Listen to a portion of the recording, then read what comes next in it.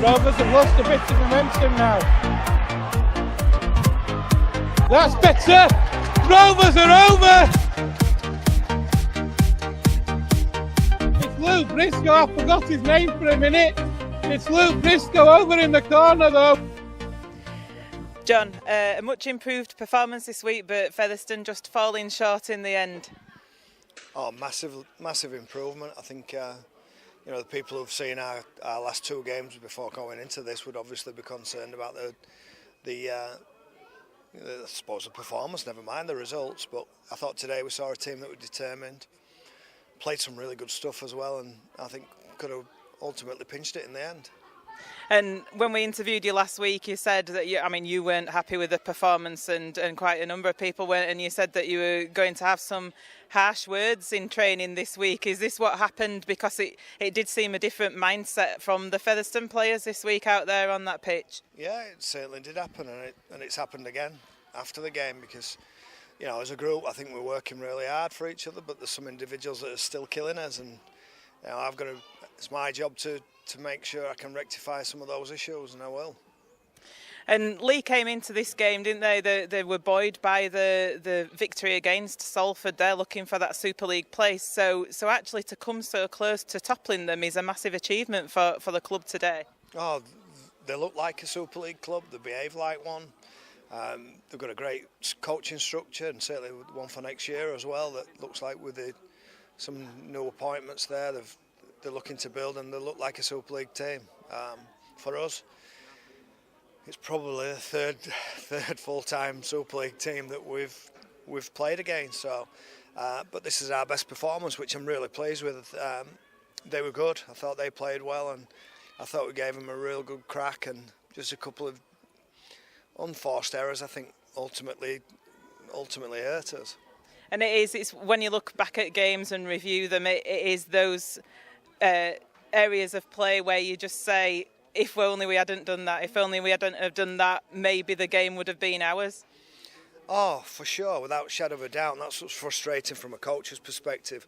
I wasn't very happy last week. I was fuming, in fact, with the attitude of the group and individuals as well. We accepted and rolled over far too easily the previous 2 weeks. We didn't get that today. We got a response from the players.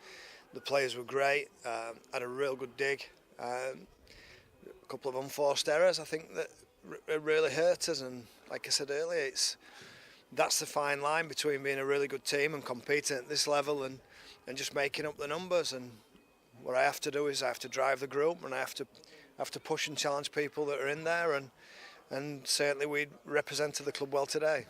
And it is, I think, it's the first time that we've been in the Super 8 qualifiers, and it is a learning curve, isn't it, for Featherstone Rovers? And these players have perhaps never been in this situation, or not many of them have been in this situation before, where they're playing against Super League side clubs at this intensity week on week. And I think that there's a lot to learn from that for those players. Oh, for sure. This is all positive.